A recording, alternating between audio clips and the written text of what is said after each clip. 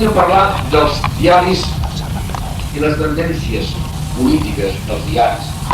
És evident que els diaris tenen tendències polítiques, no que els periodistes en si. Els periodistes són uns treballadors dels mitjans de comunicació, però els diaris pertanyen a uns grups econòmics que, d'alguna manera, tenen que mirar cap un cantó o cap a l'altre. Però estem veient en aquesta guerra de les plataformes digitals.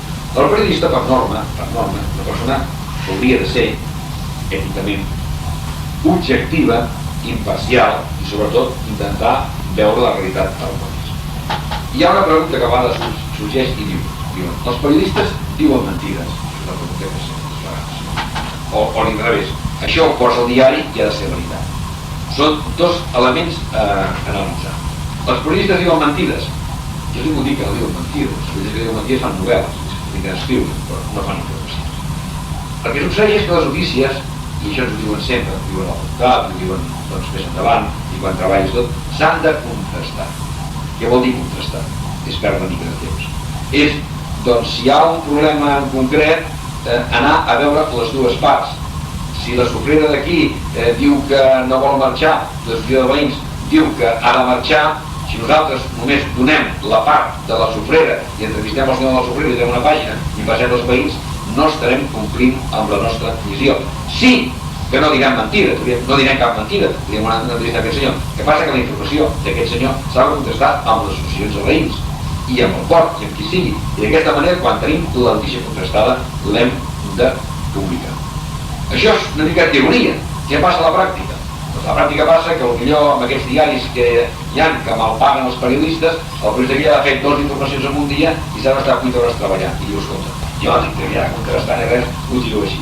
Llavors és quan hi ha aquests errors o aquestes manques d'informació, però mai, que segurament mai, hi ha una voluntat de mentir o de disfressar la realitat. El periodista això ens puc garantir que no ho fa. És evident que són un col·lectiu de 6.000 a Catalunya, periodistes col·legiats, que ho facin 2 o 3 més significatius, com els àrbits de futbol, suposo que algun tampoc deu ser honest, o algun polític tampoc deu ser honest, però no per això hem de dir que tots ho són.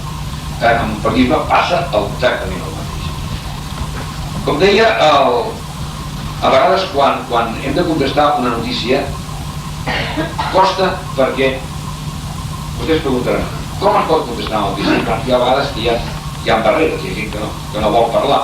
A vegades avui mateix hi ha un cas, he posat un cas concret que ha passat avui i que és que l'alcalde de Jeremy Català ha fet unes declaracions on diu que el partit d'Unió està dient molt per el Chávez, que ens diu que potser seria qüestió d'aprovar-ho dels sectors municipals de que se separeixin i anessin individualment. Nosaltres hem donat aquesta notícia al migdia. Què havíem de fer? Una emissora o un periodista què ha de fer? Ha de donar aquesta notícia. Ben donada, l'entrevista a l'alcalde, perfecte. Però aquí falta alguna cosa.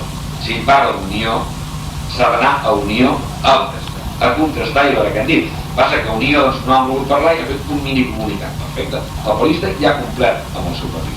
I és aquest el que s'ha de procurar fer sempre. Que la notícia tingui una solidesa, tingui una base i que ningú pugui després aixecar al periodista aquesta manca d'informació. Canvia una miqueta el tema de fer informació, de fer opinió. El periodista amb una notícia mai ha d'opinar, ha d'informar. Quina diferència hi ha entre el llenguatge de la televisió, el llenguatge de la ràdio i el llenguatge de la premsa escrita? Doncs molt. La televisió no cal parlar massa. La televisió, la imatge és la que parla. Aleshores, el locutor, el presentador, l'informador ha d'apoyar-se, ha de recolzar-se amb la imatge per, en poques paraules, acabar de completar el que la persona vol fer. El diari el que ha de fer és poder donar moltes dades, molta informació que per ràdio i per televisió potser seria farragós, però el diari sí, perquè la persona, el diari pot llegir, rellegir, tornar a llegir, tornar enrere i tornar endavant. Té una mica de moviol. A la ràdio s'ha de ser molt concís, molt concret, molt ràpid, però no vol dir que ràpid anar de pressa, sinó que la gent pugui escoltar i pugui sentir el que es diu. Són les 3 diferències que hi ha a la manera de fer periodisme. Jo segueixo dient que quan aixequin una mà, fan una pregunta del tipus que vulguin i davant.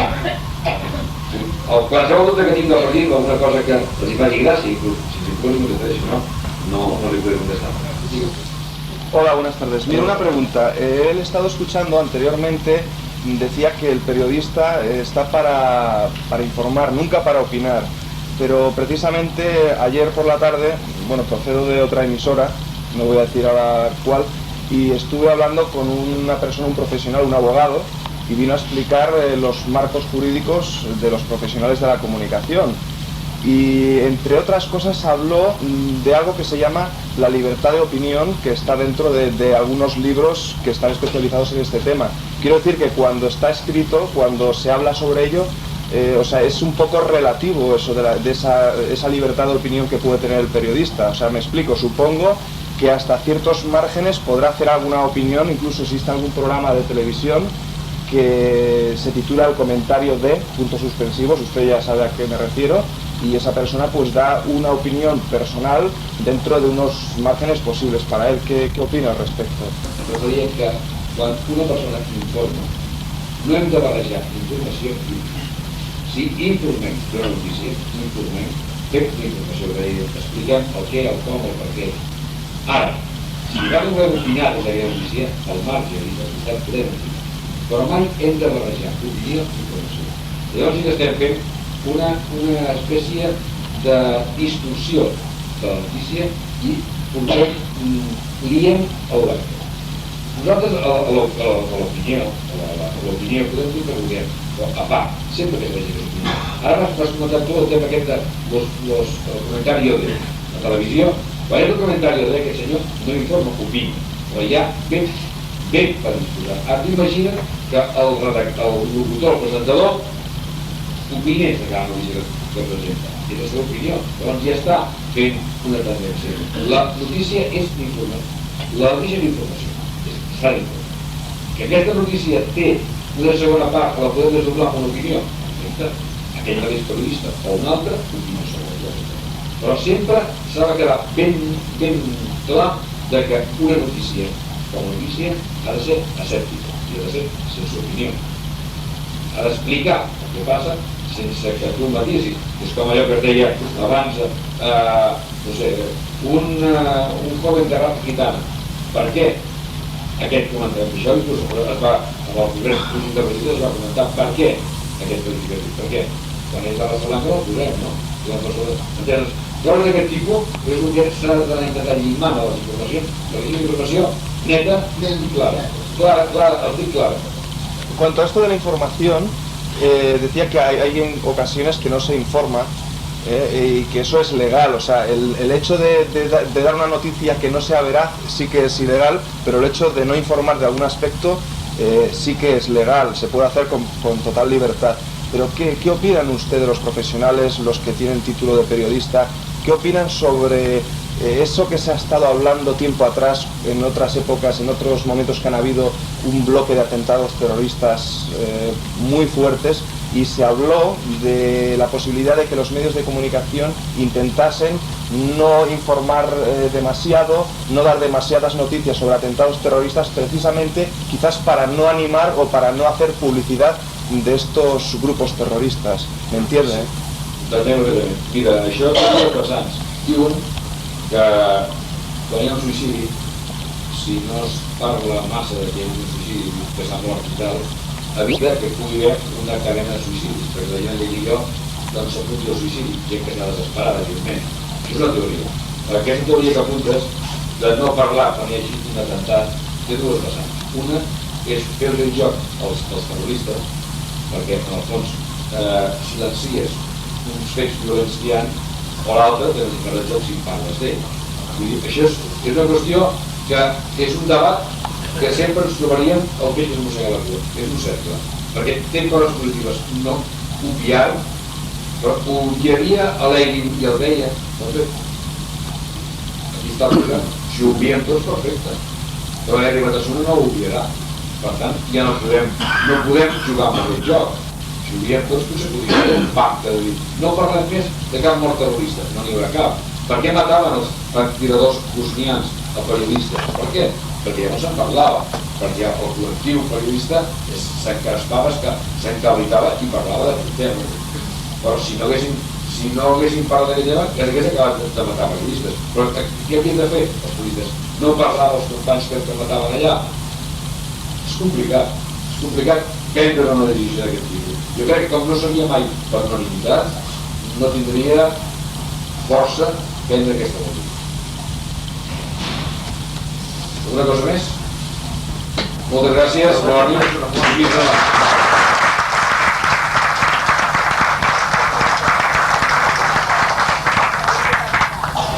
Nos encontramos en la Casa del Mar con el señor Enric Pujol y Cayuelas, jefe de informativos de Radio Nacional de España en Cataluña.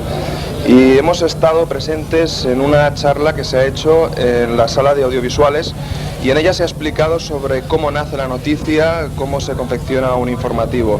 Muy buenas tardes, señor Pujol. Hola, buenas tardes. ¿Cómo ve a su opinión, cómo ha estado esta charla? ¿Ha sido interesante? ¿La gente ha participado? Home, sí, hem de dir que és una xerrada que nosaltres, al Col·legi de Periodistes de Tarragona, portem fent des de fa 9 anys a les escoles, amb un vídeo que està previst per això. És la primera vegada que la fèiem amb un local per gent gran, que no era escolars. Penso que ha anat bé, ha durat 1 hora i 20, quan normalment dura els col·legis 1 hora, i la participació ha costat una mica engegar-la, però al final s'ha engegat, i crec que en definitiva ha sigut interessant perquè hem pogut explicar una sèrie de coses que potser la gent desconeixia, com eren el tema del començament de la notícia, de com neix una notícia, de com arriba al públic, i això normalment els que no estem dins de la professió no ho coneixem, la gent no ho coneix, i nosaltres donem per sentat sempre de que la gent ho coneix. Però la idea era fer-los arribar avui. Pero sí, hay muchas cosas que todavía las personas no tienen demasiado claro, sobre todo aquellas que no están metidas directamente dentro del mundo de la comunicación.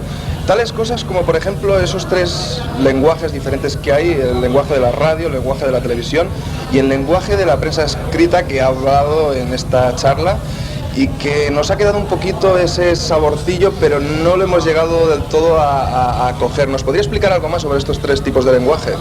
Jo encara, potser ara, parlar així, encara potser em podríem afegir a partir d'ara un altre, que seria el de la publicitat, encara potser. El llenguatge de la ràdio ha de ser molt vertebrador, molt nerviós, molt ràpid, perquè la ràdio és rapidesa. El de la televisió ha de ser un compendi de llenguatge i imatge, perquè la imatge moltes vegades ja parla per persona, cal que tu reiteris el que la gent veu. I el del diari ha de ser molt reflexiu, perquè és la manera de poder que el lector arribi a la notícia, estigui carregada de dades i la pugui reflexionar. I el llenguatge de la publicitat ha de ser molt directe, i és un llenguatge que havíeu parlat abans, molt directe, perquè avui en dia es venen molts productes, hi ha molts mitjans de comunicació diferents que venen productes. Aleshores, la gent que fa la publicitat ha de ser lo suficientment intel·ligent com per saber vendre un producte molt directament i que trenqui camins, vagi per la drecera. Pues bien, señor Enric Pujol, jefe de informativos de Radio Nacional de España en Cataluña, vamos a hablar de la radio, del lenguaje radiofónico. Hemos escuchado en algún medio de comunicación en alguna ocasión sobre aquel nivel cultural de los oyentes de la radio. Me explico. Se ha hablado sobre si ese oyente, ese consumidor asiduo de la radio tiene un nivel cultural muy especial. ¿Qué puede opinar al respecto? No sé si es refereix especial per dalt o per baix. Per dalt. Home, jo penso que la ràdio avui en dia és un vano molt obert. No crec que hauríem amb un error pensar que és un determinat sector. Per exemple, hi ha un sector que és la gent que va transportista, que porta camions, que porta cotxes, que viatja molt, que vol la ràdio, però vol una ràdio que l'acompanyi, vol una ràdio que el distregui i que evidentment que no el carregui ni en tertúlies ni en informatius en aquell moment perquè vol distreure's. Hi ha la ràdio de la persona que està sola, que a mi és la que em preocupa més. La ràdio que en aquests moments jo no faig perquè he fet anys enrere, la ràdio de companyia. Acompanyar la persona que en aquell moment, doncs, per circumstàncies de la vida està sola, no té ningú, i la ràdio la seva companyia. He conegut a senyores i senyors que parlaven amb la ràdio. Evidentment la ràdio no els contestava perquè era un aparell, però la persona que estava dins d'aquell aparell sí que intentava contestar-los a través del micròfon perquè sabia que hi havia persones així. I crec que la ràdio, el ventall de la gent que escolta la ràdio abasta tot el que ens podem imaginar, perquè la ràdio és l'únic sistema de comunicació que tu pots portar allà on sigui. Pots conduir i escoltar la ràdio, pots fer el dinar i escoltar la ràdio, pots fer moltes coses i escoltar la ràdio. Llegir i veure la televisió, no. És la diferència, que jo penso que la ràdio té aquest avantatge, que tu pots fer el que vulguis i escoltar la ràdio. En la televisió ni el que penses que tu no pots fer. Has de parar-te a fer. Pues de un medio de comunicación audiovisual, como puede ser la televisión, que ya sería salirnos del mundo de la radio, aunque tenga cierta relación, vamos a hacer un comentario sobre ese programa que hace el señor Pepe Navarro, que antes hizo un comentario sobre él. ¿En qué márgenes de la legalidad entra esa broma que se hizo hace poco tiempo, que fue en un partido de fútbol, usted lo estaba comentando anteriormente, y se simuló que había una persona, una actriz en este caso, que se había caído y que se había lesionado? ¿Qué márgenes de legalidad existen en cuanto a este suceso? La legalitat seria potser cosa d'un jutge. Jo diria que ètica zero.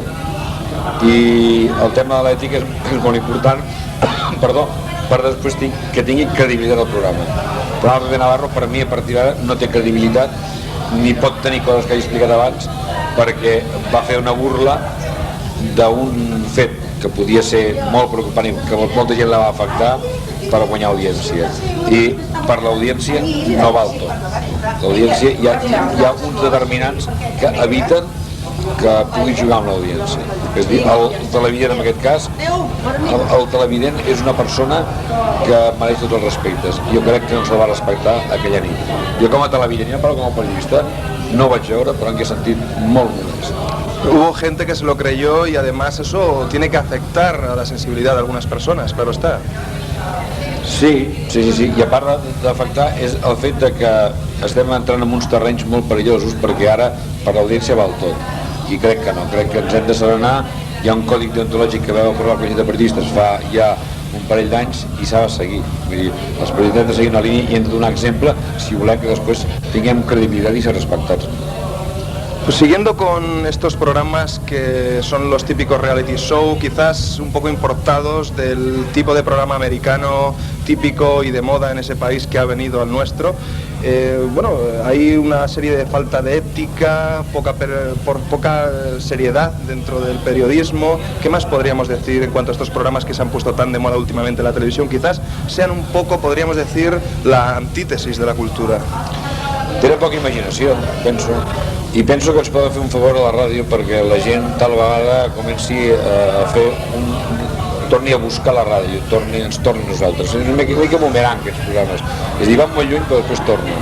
I quan tornen poden donar el cop. Jo crec que la ràdio, i ara ho veurem dintre d'un parell de mesos amb les olejades d'audiència, crec que haurà augmentat perquè la gent es comença a cansar d'aquests programes tan idèntics i de tan poca qualitat que tenen les televisions en general.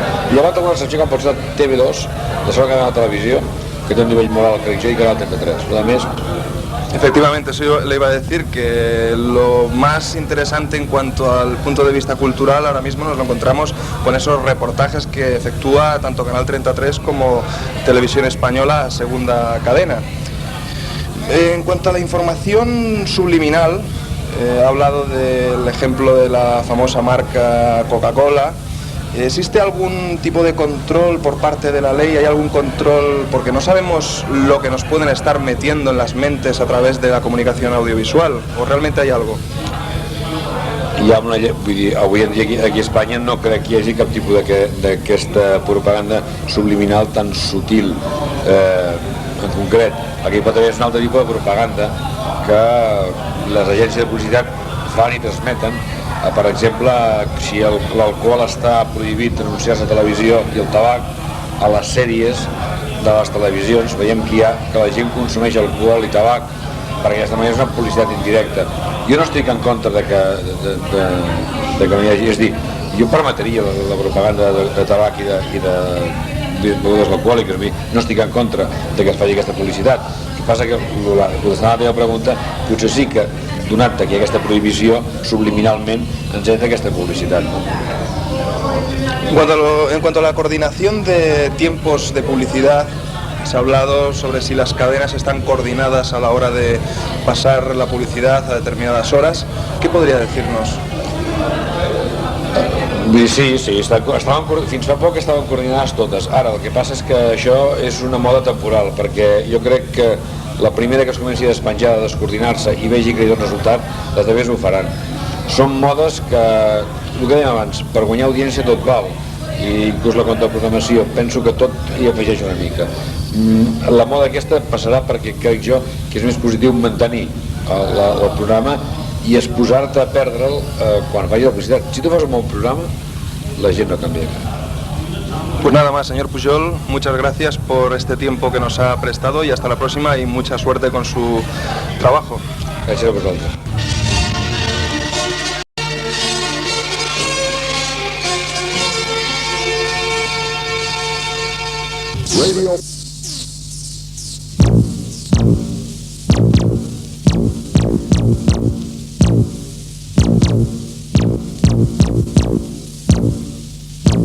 Hablamos con frecuencia de frecuencia. La ràdio sense fronteres.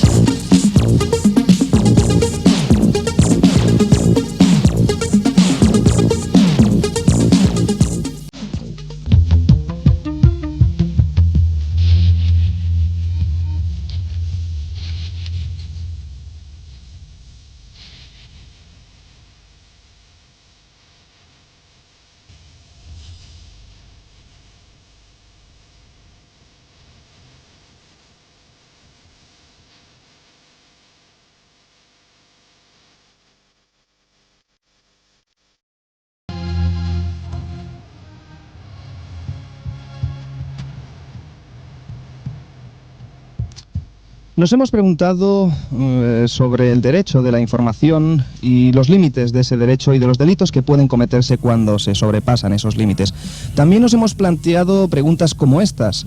¿Qué ocurre cuando en un medio de comunicación se pone en duda el prestigio de una persona pública? ¿Cuáles son los límites del derecho a opinar? ¿Y qué ocurre cuando esas opiniones puede suponer una injerencia ilegítima en el derecho al honor que todos tenemos?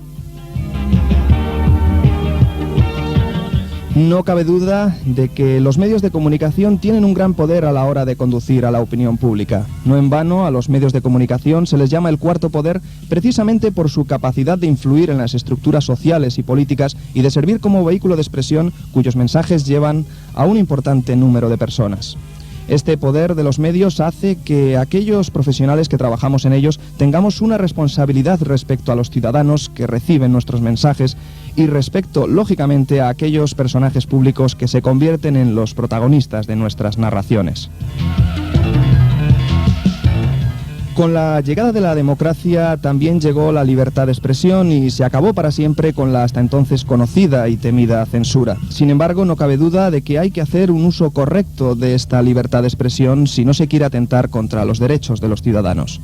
Los medios de comunicación son un arma de doble filo que hay que saber manejar. Haciendo un uso correcto son una garantía de la libertad de expresión y de la consolidación de la democracia.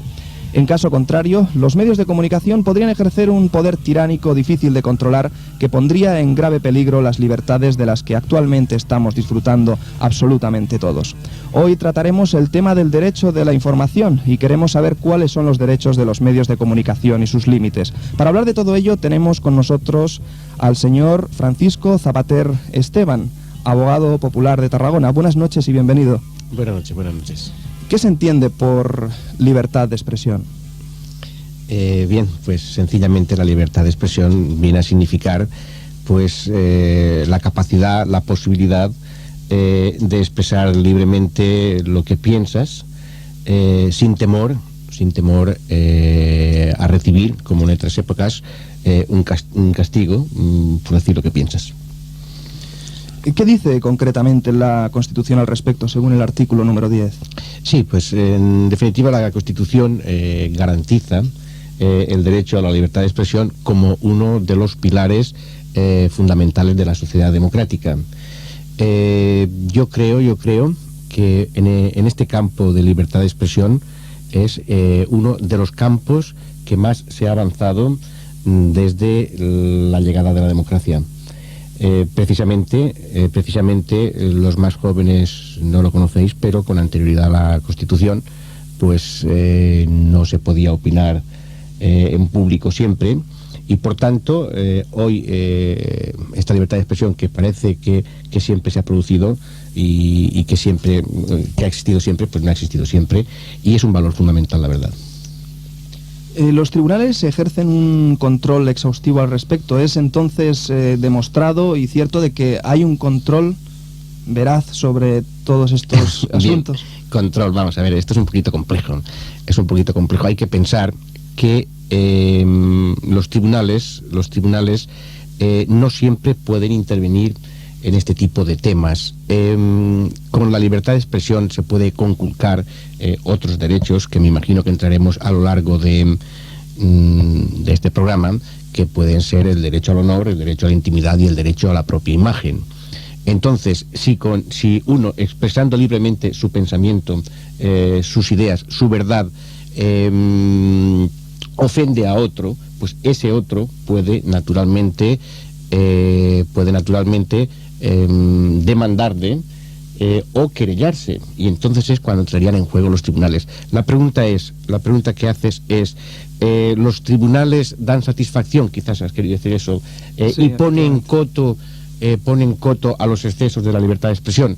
Pues dos matices. En primer lugar, los tribunales no siempre pueden actuar.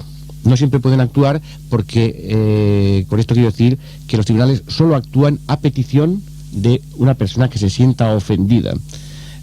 Porque este tipo de delitos se llaman delitos privados, que no son perseguibles de oficio, que el juez no puede iniciar un proceso. Bueno, aquí tendríamos quizás, perdone que le interrumpa, señor Zapater, y es que hemos hablado de oficio. Hay dos accesos para la vía penal, o no, mejor dicho, existen dos recursos en el tema jurídico, es decir, se puede ir por lo civil o se puede ir por lo penal. ¿Qué diferenciación hay más o menos sobre estos dos aspectos? Bueno, cualquier conculcación de estos derechos del honor, de la intimidad y de la propia imagen, en función de su gravedad, pueden ser contrarrestados por vía penal, por vía civil. Una persona, cuando ofende a otra, cuando calumnia a otra, cuando injuria a otra, está cometiendo un delito, y está cometiendo un delito, antes he dicho, de carácter privado. Entonces el ofendido puede presentar una querella contra el ofensor, y la consecuencia de esta querella podría ser incluso la privación de libertad, el ingreso en prisión. Entonces significa que ha habido un proceso penal, y el derecho penal, en definitiva, pues es el derecho de los delitos, que fija cuáles son las conductas delictivas, y a cada conducta delictiva se le impone una sanción, una pena. Entonces el derecho penal, digamos que sería el último bastión al que debe recurrir la sociedad para reparar determinadas situaciones, porque aparte del derecho penal tendríamos el derecho civil, que sería para infracciones más leves, que no necesariamente tienen que implicar el ingreso en prisión, sino que sería un proceso civil simplemente para reclamación de los daños morales, y también para reponer ese honor o esa intimidad conculcada. En definitiva, lo que quiero decir es que el derecho, al igual que la medicina, pues está compartimentado en distintas ramas. Está el derecho penal, que regula los delitos y las penas; está el derecho civil, que regula las relaciones civiles entre las personas; el derecho laboral, que regula las relaciones entre empresario y trabajador, etcétera, etcétera, etcétera. Entonces, como característica general, el derecho penal tiene como consecuencia, o puede tener como consecuencia, la prisión. Es decir, es el derecho más fuerte, la respuesta más fuerte del Estado frente a personas que han cometido delitos, en tanto que el derecho civil se puede utilizar en este campo que estamos tratando, pues para conductas más leves, o para aquellos supuestos en que el perjudicado, el ofendido, diga: no, yo no quiero que mi ofensor vaya a la prisión, yo simplemente quiero que se reconozca que se me ha ofendido, y en su caso que se me repare vía indemnización, pues ese honor ofendido. Entonces retomamos de nuevo, que lo había interrumpido, sobre lo que estábamos explicando respecto a ese control exhaustivo. Sí, bueno, yo quería hacer dar dos pinceladas. La pregunta inicial era, ¿los tribunales dan una respuesta aceptable, dan una respuesta rápida a esos supuestos de conculcar el honor, la intimidad o la propia imagen? Pues yo diría que no. Yo diría que no por dos razones. En primer lugar, porque, como hemos dicho antes, solamente cuando el ofendido recurre a los tribunales, pueden los tribunales ponerse en marcha. Son delitos privados que considera la ley que solo afectan a la persona en particular, y mientras esa persona en particular no decida denunciar, mejor dicho, querellarse o poner una demanda, los tribunales no pueden iniciar ningún tipo de proceso, a diferencia de un delito público como pudiera ser un robo, un asesinato, que se consideran delitos perseguibles de oficio, delitos públicos, y por tanto el Estado, a través del juez o a través del fiscal, tiene obligación de, conocido un hecho delictivo, robo, asesinato, etcétera, etcétera, tiene obligación de ponerse en marcha, en tanto que delitos de injuria y calumnia solamente se ponen en marcha cuando lo pide el ofendido. Entonces, la primera cortapisa que tienen los tribunales para entrar a conocer de este tipo de hechos sería que mientras no le pongan una querella, mientras no le pongan una demanda, no puede ponerse en marcha la maquinaria judicial. Esta es la primera cortapisa. La segunda cortapisa es que los tribunales y juzgados en general están tan saturados de trabajo que no pueden dar una respuesta rápida a las exigencias de los ciudadanos. Entonces, claro, el ciudadano lo que busca cuando pone una demanda por injurias, o una querella por injurias, por calumnias, lo que busca es rapidez, lo que busca es que cuando se le ofende, pronto sepa la sociedad que esa ofensa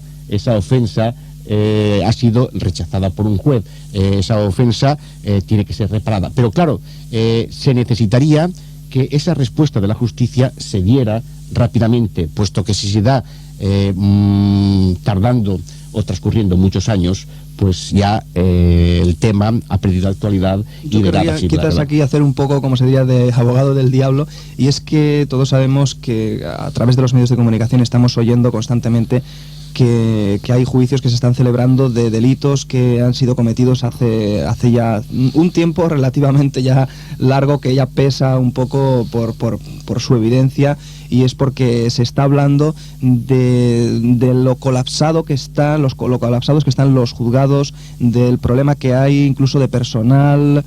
Hay algo que tiene que ver con todo esto, porque claro, hay colas realmente para celebrar los juicios, ¿no? O sea, es mucho el trabajo que hay, y quizás haría falta, no sé en este caso cuál sería el medio, pero sí que es complicado porque hay muchos casos pendientes, ¿no es así?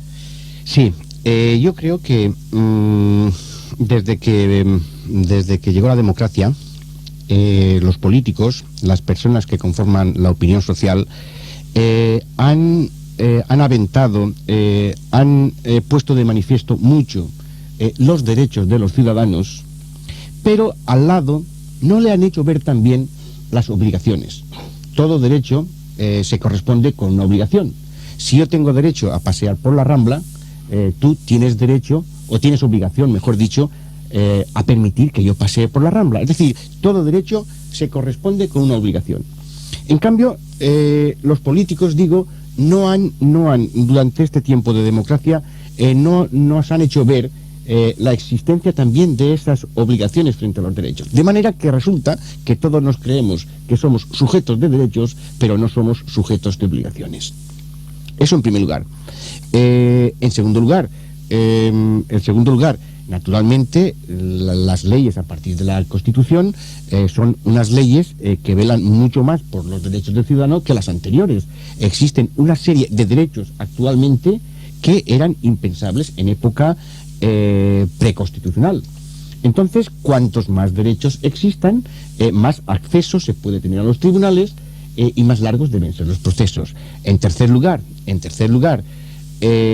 ha habido unos fenómenos sociales, por ejemplo, el tema droga, que han influido mucho en en la proliferación de los delitos, en el incremento de la delincuencia. De tal manera es así que, poniendo por caso el conjunto de Tarragona, que es el que más próximo tenemos, yo diría, hace 20 años en Tarragona había 2 juzgados, solamente 2 juzgados.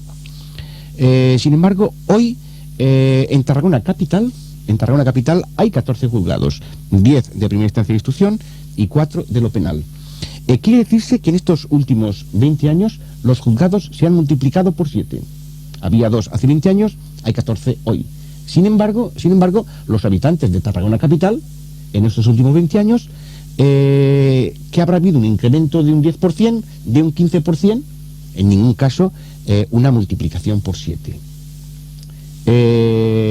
Entonces, hoy, a pesar de haber 14 juzgados, como digo, existe un colapso tremendo, derivado principalmente, y en mi opinión, de una reforma que se llamó la reforma Mújica, que hizo que el proceso penal se conociera por 2 jueces, es decir, un juez instruía y otro juez juzgaba.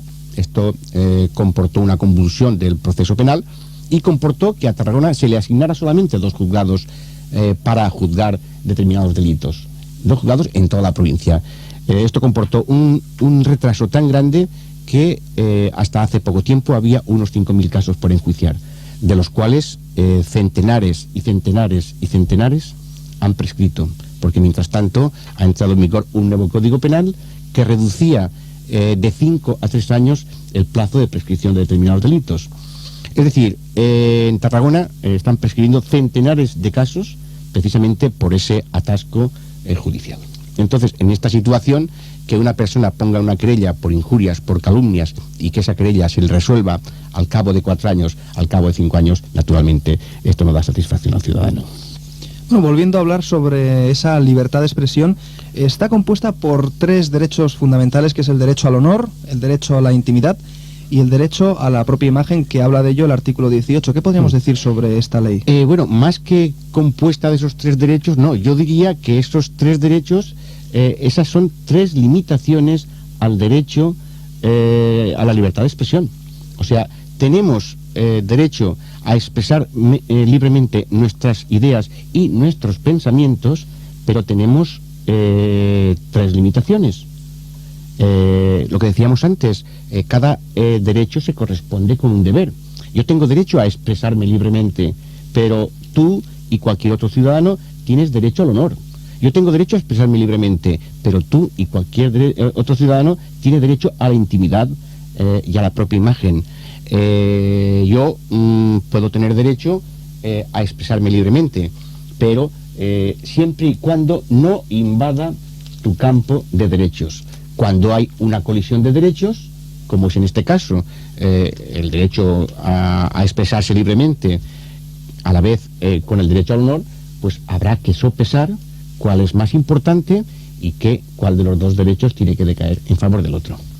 Entonces, ¿qué dice en concreto el artículo 18 sobre estos derechos? Bueno, pues el artículo 18 pues, viene a decir que el derecho a la intimidad, el derecho al honor y el derecho a la propia imagen también son derechos fundamentales y por tanto pues no se puede, principalmente en personas privadas, no se puede conculcar por mucho que la libertad de expresión sea un valor primordial. Estos derechos, el honor, el derecho a la intimidad, el derecho a la imagen, ¿son reconocidos como algo importante, al igual que el derecho a la vida, por ejemplo? ¿Son realmente reconocidos? Sí, son derechos constitucionales, son derechos hasta tal punto son reconocidos que incluso al mismo tiempo que se elaboró la Constitución en el año 78, se elaboró una ley que era la Ley de Protección Jurisdiccional de los Derechos Fundamentales, que lo que pretendía es dar una agilidad mayor a los procesos por haber conculcado el derecho al honor, el derecho a la intimidad y el derecho a la propia imagen. Una ley que con el tiempo yo creo que ha quedado en desuso porque las leyes procesales penales han ido evolucionando y que más o menos se ha ido absorbiendo esa idea inicial del legislador en el año 78. Sobre la libertad de expresión tenemos que decir que están englobados por dos libertades también, que sería la libertad de opinión y la libertad de información, que se podrían quizás englobar dentro de esa libertad de expresión. ¿Qué significan tales conceptos como libertad de opinión y libertad de información? Sí, la libertad de opinión, la libertad de expresión en definitiva, pues sería lo que hemos dicho antes, el derecho que cada uno tiene a expresar su pensamiento y a expresar su idea, en tanto que la libertad de información pues sería un derivado de este, en el sentido de que principalmente los profesionales los profesionales de información tienen derecho a informar libremente de lo que acontezca, al mismo tiempo que el ciudadano tiene también el derecho de recibir información veraz. Naturalmente, la veracidad es un elemento primordial en el derecho a la información, que sea una información veraz o como últimamente establecen los tribunales, que sea una información verosímilmente veraz, que es diferente. Información verosímilmente veraz a información veraz es diferente, pero es aceptable para los profesionales de la información.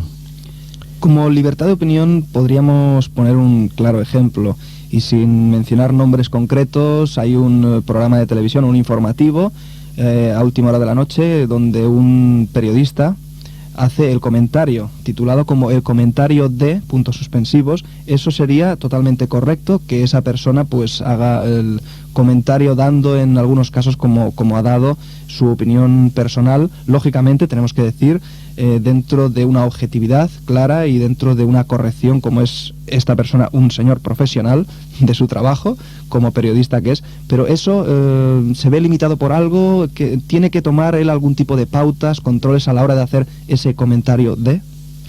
Bueno, pues las pautas que tiene que tomar, es decir, antes yo creo que incluso la labor del profesional de la información podía ser más sencilla. Cualquier información que se elaborara, como pasaba por la censura, pues no había problema. Si era aceptable, la censura permitía que pasara; si no era aceptable, la censura cortaba. ¿Cuál es la censura actual que existe? Pues la censura actual que existe, creo que es el propio Código Penal. Entonces, ¿qué produce la existencia de un Código Penal? Pues la existencia de un Código Penal pues produce que el informador, el profesional de la información, cuando lanza una información, sepa que el Código Penal es un arma o una espada de Damocles que en cualquier caso se puede volver contra ti. El Código Penal castiga con penas incluso de prisión a la persona que calumnie a otra. Castiga con penas de prisión a la persona que injurie a otra. ¿Cuál sería la diferencia entre calumnia e injuria? Pues muy sencillo. La calumnia sería la imputación falsa de un delito, y la injuria sería la imputación de una conducta que sea tenida como injuriosa pues en nuestra sociedad. Entonces, el profesional de la información sabe que si su información no es veraz, o si su información ataca el honor, la intimidad o la propia imagen de cualquier ciudadano, puede verse sometido a un proceso, decíamos antes, sea penal, sea civil. Entonces, ¿cuál es la censura actual del profesional? La existencia del propio Código Penal. De hecho, los periodistas, pues me imagino que corréis un peligro serio de que de tanto en tanto pues se os ponga un proceso contra vosotros, sea penal o civil. Lo que ocurre también que de todos estos valores o derechos que estamos tratando, los tribunales han consolidado una jurisprudencia bastante clara, en el sentido de que el más primordial, el que tiene un contenido más elevado a la hora de sopesar o a la hora de una colisión de derechos, sería el derecho a la libertad de expresión, que conlleva el derecho a la información. Pues ya que hemos hablado sobre calumnia y sobre injuria, hemos investigado un poquito, sin demasiado esfuerzo hemos podido encontrar diferentes definiciones en los diccionarios, en este caso en el diccionario de la Real Academia de la Lengua Española, ¿Y qué nos dice de lo que es injuria? Lo siguiente: ultrajar, afrentar, agraviar, denostar, dañar, menoscabar, dicho o hecho contrario a la razón y la justicia, daño, molestia o incomodidad ocasionada por alguna cosa. Insulto, desprecio de obra o palabra, peligro capaz de ocasionar deshonra o vergüenza, ofensa en la honra o fama o perjuicio en los derechos e intereses de alguien. Hemos querido saber lo que era la honra, porque es una palabra un tanto abstracta, ¿no? Y hemos encontrado solamente una cosa que no es que nos defina demasiado bien lo que es la honra, pero lo que dice es lo siguiente: estima y respeto de la dignidad propia. Y dignidad quiere decir, también lo hemos buscado en el diccionario, calidad de digno. Y como antónimo nos habla de excelencia y realce. También mencionaba la gravedad y decoro, respeto de sí mismo. Y el honor es virtud que nos induce a cumplir todos nuestros deberes, gloria o buena reputación, obsequio, aplauso, fama y celebridad.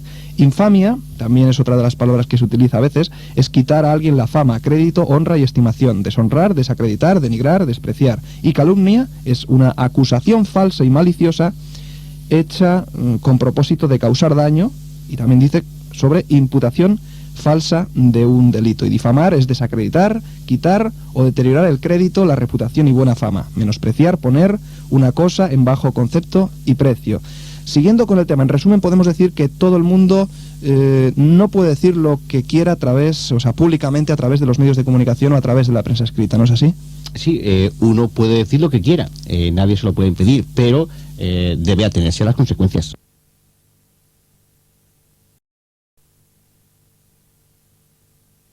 Debe atenerse a las consecuencias, debe ser responsable y saber que si se excede, puede correr el peligro de que se le ponga una querella o una demanda. ¿Podríamos especificar algo más sobre esos límites que existen respecto a la libertad de opinión? Sí, podríamos explicar algo más. Por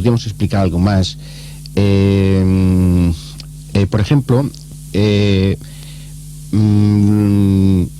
no se puede hacer tabla rasa e igualar a todas las personas. Hay determinadas personas que diríamos públicas, sobre las cuales se permite introducirse en su honor, en su intimidad y en su propia imagen, sobre las cuales el legislador es más permisivo que sobre las privadas. O sea, es decir, que el ciudadano de a pie contra el periodista que da su opinión sin pruebas fehacientes, que tiene entonces, está menos valorado, entre comillas, que una persona famosa. No, al contrario, yo diría que más. Vamos a ver, no se trata de estar más o menos valorado. Se trata de que las personas públicas, como puedan ser políticos, como puedan ser actrices, como puedan ser actores, desde el momento que tienen una consideración pública, su privacidad es menor. Entonces, no sé, muy recientemente hemos observado, incluso ayer o anteayer, unas fotos del vicepresidente del gobierno, Álvarez Cascos, pescando en el río Sella con su mujer. Y esto, que en principio podría pertenecer a la intimidad de una persona privada, pues cuando se trata de una persona pública, pues naturalmente esa intimidad permite que el público entre, y por tanto que los medios de comunicación, que en definitiva son los mensajeros hacia el público, pues puedan publicar estas cosas. Entonces, al igual que nadie podría o nadie debería publicar cuestiones privadas de una persona no pública, pues de las personas públicas sí, y no digamos ya pues de los actores y de las actrices. Se es más permisivo, se les exige más. Si no se informa de una manera veraz y contrastada y fundamentada, ¿puede vulnerar esto el derecho de otras personas? Naturalmente la veracidad tiene que ser una regla de oro. La información inveraz, la información falsa, nos debe repudiar a todos, a los profesionales de la información y a los destinatarios de la información. La veracidad es fundamental. Y he dicho antes un matiz que creo que es importante, y es: no solamente se protege la información veraz, sino la información verosímilmente veraz. Es decir, a veces un periodista puede considerar que por los datos que tiene aquella información es veraz y la lanza pensando que es veraz porque las circunstancias objetivas así se lo hacen pensar, y después resulta que es inveraz. Pues bueno, no sería castigado. Y lo digo porque en concreto recuerdo un caso en que se dio esto. La comisaría de una determinada ciudad de Cataluña emitió pues una nota informativa diciendo que habían sido detenidos varios comerciantes por una estafa en relación con tarjetas de crédito, y entonces se hablaba de que había unos de Tarragona, otros de Reus, y bien, un periodista de Tarragona pues procuró ampliar esta noticia, y entonces llamó a la comisaría de Barcelona. Entonces le ampliaron la noticia, pero verbalmente, no por escrito, y él la lanzó. Tiene que ser por escrito para que sea oficial, ¿no? Bueno, sí, podría ser. Lo cierto es que este compañero vuestro de Tarragona publicó la noticia e imputó a una persona de nuestro entorno el estar involucrado en este asunto de falsedades y estafas. Después resulta que a la hora de la verdad esta persona no tenía nada que ver, y esta persona puso una querella contra el periodista en cuestión. Entonces se consiguió demostrar que la información recibida por el periodista en cuestión era verosímilmente veraz, y por tanto fue absuelto, aunque después resultó que no había sido detenido el sujeto este. Estamos hablando aquí, en este caso, del derecho al honor. ¿Qué es el derecho al honor? ¿Qué explica los libros de la materia que explican sobre el derecho al honor? Bien, antes has dado una serie de informaciones, una serie de definiciones, mejor dicha, sobre lo que era calumnia, sobre lo que era injuria. Claro, son unas definiciones que quizás vienen de antiguo. Lo que ocurre es que desde el punto de vista del derecho, principalmente del derecho penal, tenemos un texto muy reciente, que es el Código Penal, que entró en vigor el año pasado, el 25 de mayo del año pasado. Y entonces, ¿qué definición nos da de injuria? Una definición muy sencilla, pero que puede abarcar muchas cosas. Dice que es injuria la acción o expresión que lesiona la dignidad de otra persona, menoscabando su fama o atentando contra su propia estimación, dice el Código Penal. Claro, ¿qué es el honor? Es que el honor varía en el tiempo y en el espacio. El honor que tenían nuestros bisabuelos, o el concepto de honor que tenían nuestros bisabuelos, es muy diferente al concepto de honor que tenemos hoy.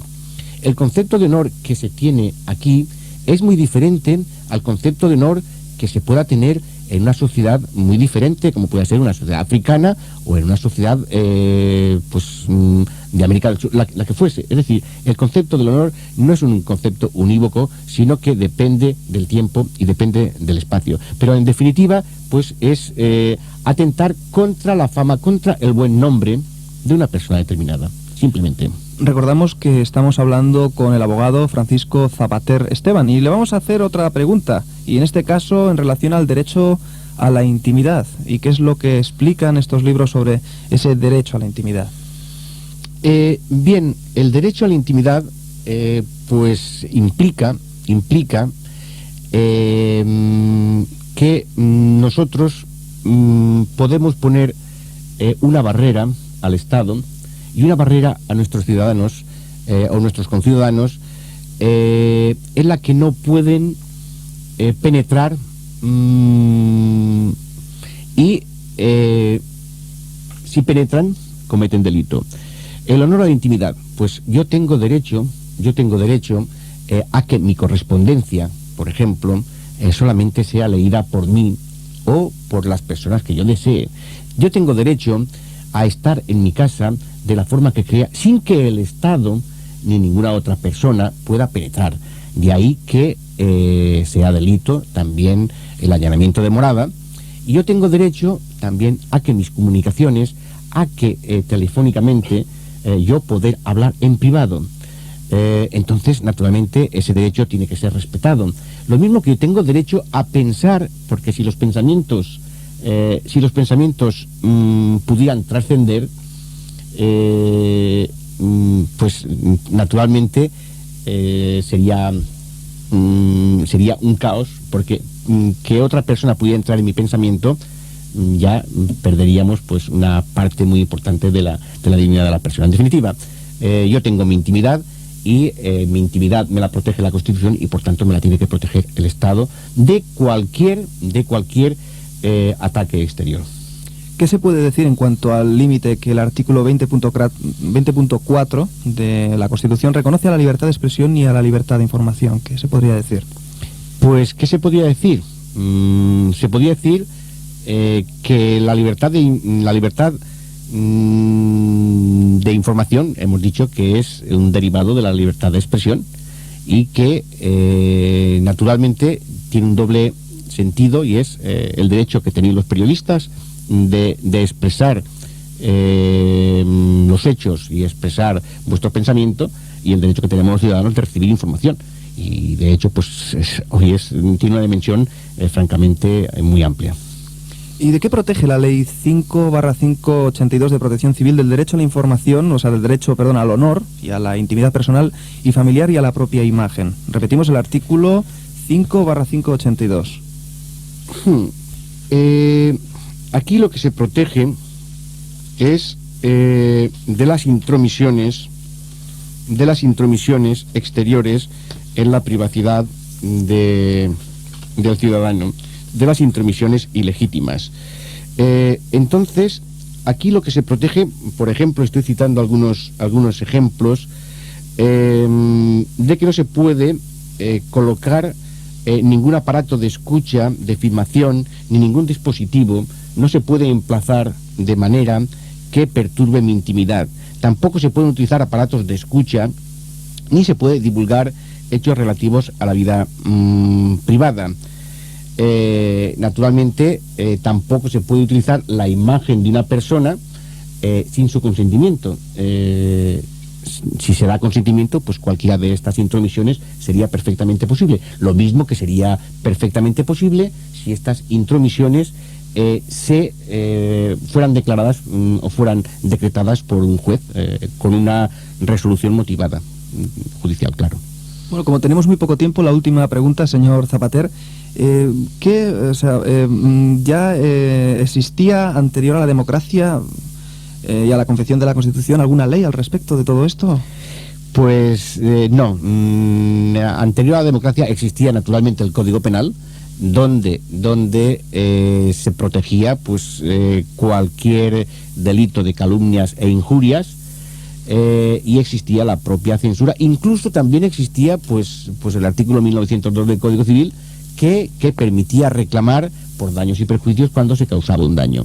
Pero en fin, en cualquier caso, la técnica depurada, la profundidad de los derechos sobre este campo que se tienen hoy, pues es una distancia tremenda con el ayer, con la época preconstitucional. Sí, como habíamos dicho anteriormente.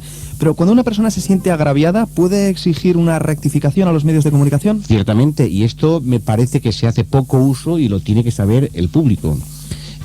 Cualquier persona que cuando en un relato periodístico, en un relato de un medio, sea prensa, sea radio, sea televisión, se le alude de forma inveraz, esa persona tiene derecho, durante los 7 días siguientes a haberse publicado esta información, tiene derecho a que el medio, el periódico o la radio en el que se trate, rectifique esa información dando su versión.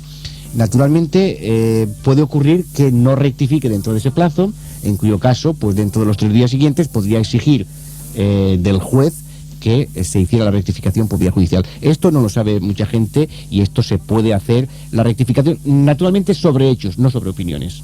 Muchas gracias, abogado Francisco Zapater, gracias por su colaboración y nada más, amigos, muy buenas noches y nos vemos el próximo miércoles en la Ràdio Sense Fronteres. Bona nit.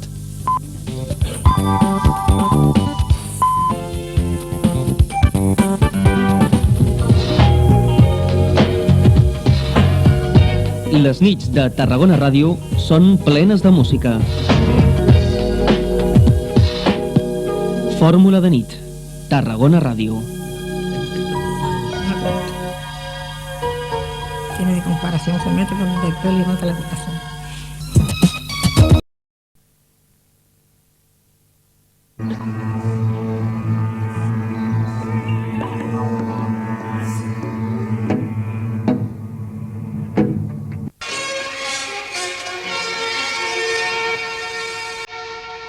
Radio.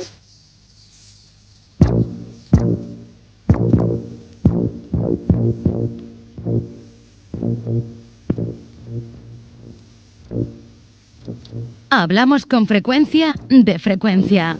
La ràdio sense fronteres.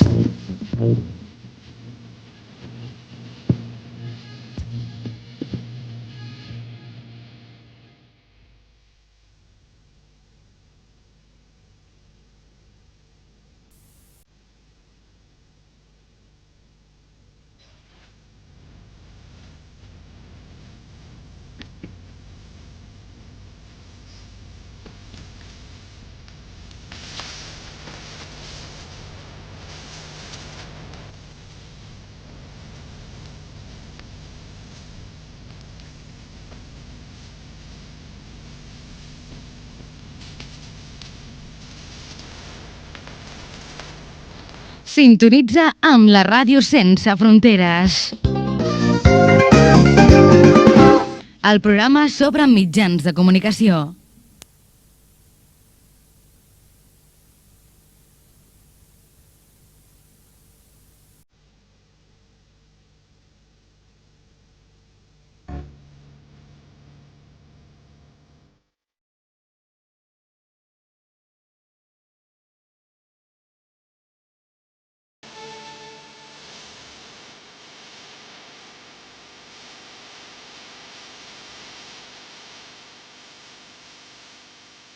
Radiodifusió d'ona curta, radioafició, xarxes informàtiques, telefonia, premsa, televisió. Tots formem part dels mitjans de comunicació. En aquest programa t'oferim informació de tot això i molt més. Aquí, a la ràdio sense fronteres.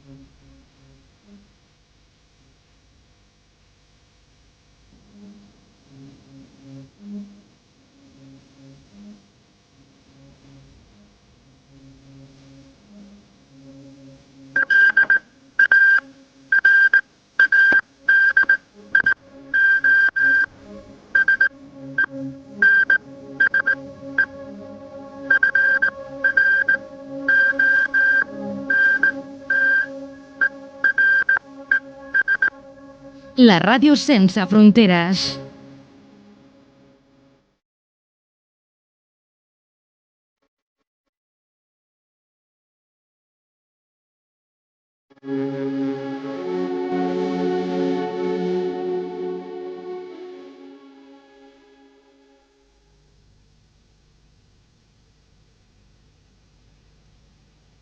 Lima, Alfa, separación, Romeo, Alfa, Delta, India, Oscar, separación, Sierra, Eco, November, Sierra, Eco, separación, Foxtrot, Romeo, Oscar, November, Tango, Eco, Romeo, Eco, Sierra.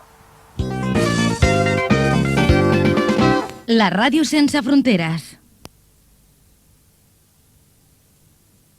Aquí Damasco, radioemisora de la República Àrabe Siria. Observa les lletres SW baixa que apareixen en el teu radiocaset. Troba un moment i dóna voltes al dial lentament. Investiga i examina el que s'escolta per l'altaveu i disfruta del que acabes de descobrir. És l'Ona Curta, on la veu no té fronteres.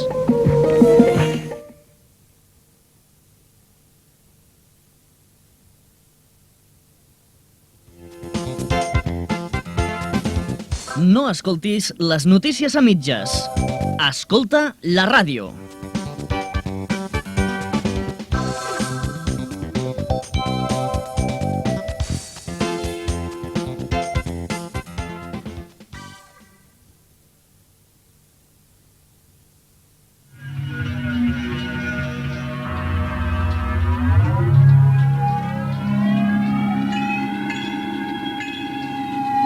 Acabas de entrar en el fascinante mundo de las ondas, donde la voz no tiene fronteras.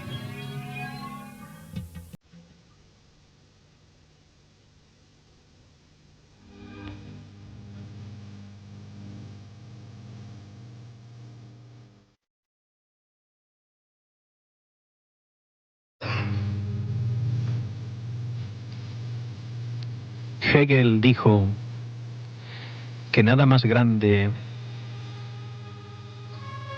o nada grande se ha realizado en el mundo sin pasión. Mis tres grandes pasiones son la noche, la radio y tú.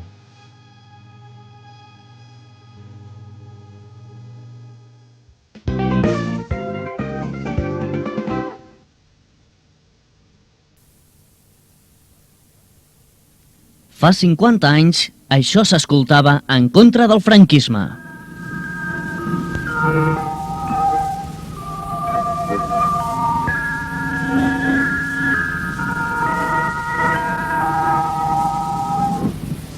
Habla Radio España Independiente, Estación Pirenaica. Estas 108.300 emisiones que hoy totalizamos componen una especie de episodios nacionales de la resistencia española al franquismo. I avui s'escolta això en contra del castrisme. Ausentismo, sabotajes, atentados. Somos la voz de la Fundación, llevando a Cuba nuestro mensaje con el propósito de restaurar en nuestro país la democracia y la justicia. Encara hi ha ràdios que t'expliquen la segona versió.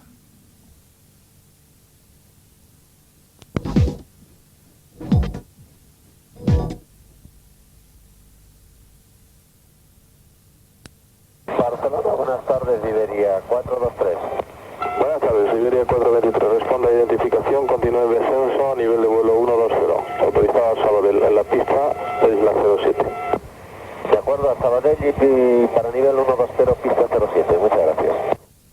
Hola, soc José Luis Ángel, jefe de la torre de control de l'aeroport de Reus. El dia 11 a les 21 hores tens una cita en la Ràdio Sense Fronteres per conèixer el món de l'aviació. Sintonitza amb la Ràdio Sense Fronteres. El programa sobre mitjans de comunicació.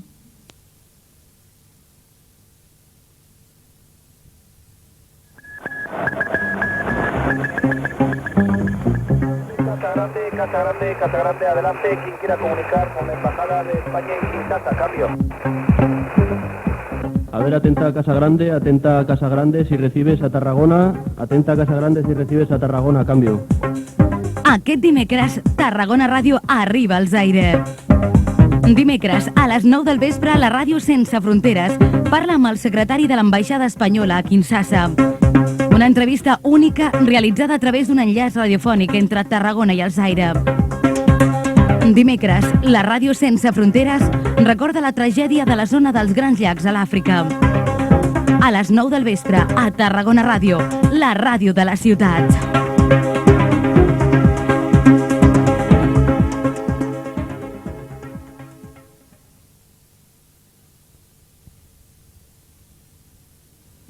Aquí Damasco, radioemisora de la República Árabe Siria. Barcelona, buenas tardes, Iberia 423.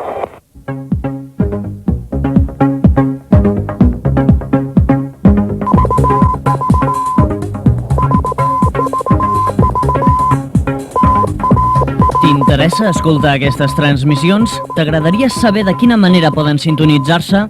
Tarragona Ràdio t'ofereix una nova visió del món de les comunicacions. Radiodifusió, informàtica, televisió, radioafició... Els dimecres de 9 a 10 de la nit, la ràdio sense fronteres.